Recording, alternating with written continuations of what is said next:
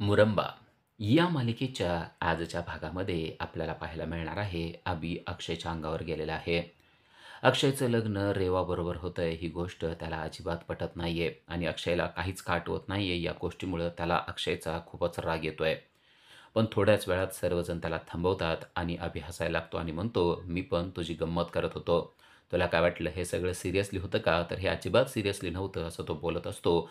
पण अक्षयला त्याच्या खऱ्या भावना समजल्यात.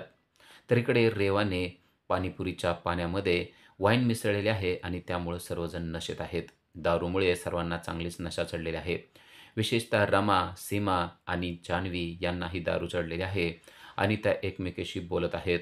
त्यांना कसलीच शुद्ध राहिलेली नाहीये. पण त्याच वेळेस रेवा आणि अय्याजी मात्र शुद्धीवर आहेत. अय्याजी रेवाला विचारते, की "ह्या असं का करायला लागलेल्या आहेत?" तेव्हा रेवाने स्पष्टपणे सांगितलंय, की "मी पाणीपुरीच्या पाण्यामध्ये दारू मिक्स केलेली आहे. मला बघायचंय की रमा आपल्याशी खरं बोलते की नाही ते. का तिचं आणि अक्षयचं अजून काय सुरू आहे याबद्दल माहिती काढण्यासाठी मी हे सगळं केलेलं आहे." आजी म्हणते, "असले प्लॅन तू का करतीस ना तेच मला कळत नाही." रेवा म्हणते, "याशिवाय माझ्याकडे दुसरा काहीच पर्याय नव्हता. आता आपल्याला कळेलच की ही रमा नक्की अक्षयशी किती कनेक्ट आहे ते." रमाला मात्र दारू भरपूर चढलेली आहे आणि रमा अक्षयला शोधत आहे. रमा म्हणते की मी शोधते माझ्या प्रियकराला आणि तेव्हा सीमा म्हणते प्रियकर म्हणजे तो का असा चालतो तो आणि ती अस्मितचं नाव घेते. तेव्हा ती म्हणते हो हो अस्मितलाच. तर अस्मित इकडे वर बसलेला आहे. इथे सर्वांची जंगी पार्टी चालू आहे. पण अभिचा राग अजूनही अक्षयवर आहे आणि सर्वजण आपापली एक एक सत्य गोष्ट सांगतायत. तेव्हा अभि चिडतो आणि अक्षयला देखील तो म्हणतो, की "तू पण तुझ्या आयुष्यातलं काहीतरी सत्य सांगायला पाहिजे." तेव्हा अक्षय म्हणतो, की "सांगणार की." अभि त्याला विचारतो, की "मग सांग, की तू रेवा सोडून कोणावर कधी प्रेम केलं का?" अक्षयला या गोष्टीचं उत्तर द्यायचं नसतं. तेव्हा अक्षय म्हणतो, की "आता आपण हा खेळ बंद करूया." अभि म्हणतो, "का आता तुला ह्या प्रश्नाचं उत्तर द्यावंच लागेल." सर्वजण अभिला थांबवतायत, पण अभिला मात्र त्या प्रश्नाचं उत्तर पाहिजे. तो अक्षयला म्हणतोय, "ही सगळी दारू पी, पण या प्रश्नाचं उत्तर दिल्याशिवाय इथून जाऊ नको." अक्षय मात्र ऐकत नाही आणि ती पार्टी सोडून तो खाली येत असतो. तर इकडे रमा अजूनही अक्षयला शोधत असते आणि ती शोधत असताना तिला कळतं, की अक्षय तर आपल्या जवळच बसलेला आहे आणि ती अक्षयशी गप्पा मारू लागते. ती अक्षयला म्हणते, की "मी तुला शोधत होते. बरं झालं तू माझ्याजवळ आला." अक्षय म्हणतो, "तू मला का शोधत होती?"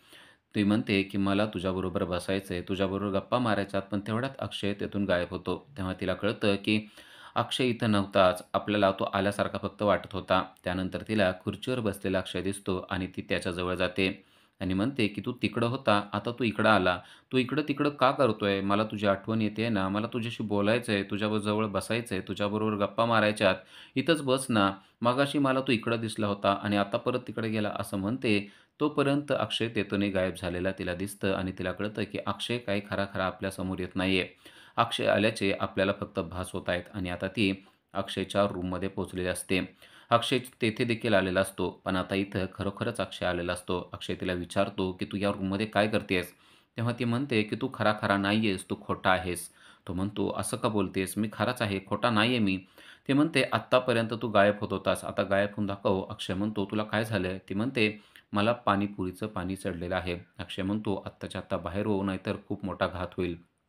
ती मात्र ऐकत नसते आणि अक्षयच्या मिठीत येते. अक्षय म्हणतो, "तुला समजतंय का? जर का आपल्याला कोणी बघितलं तर काय होऊ शकतं?"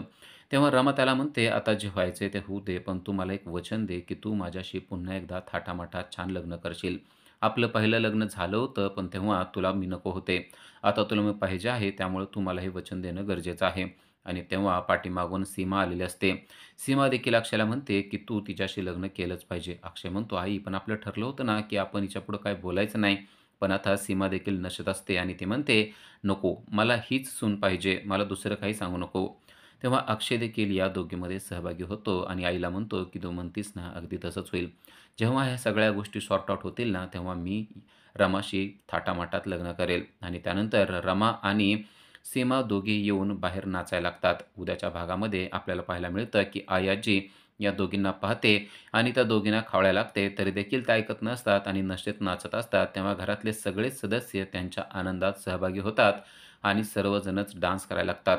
त्यानंतर आपल्याला पाहायला मिळतं, की रात्र झालेली असते आणि रमा झोपलेली असते. तेव्हा घरामध्ये चोर आलेले आहेत.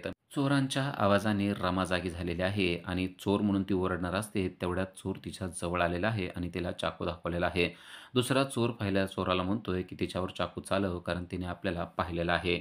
आता या चोरांपासून रमाची सुटका अक्षय कसा करणार ते आपल्याला पुढील भागातच समजणार आहे.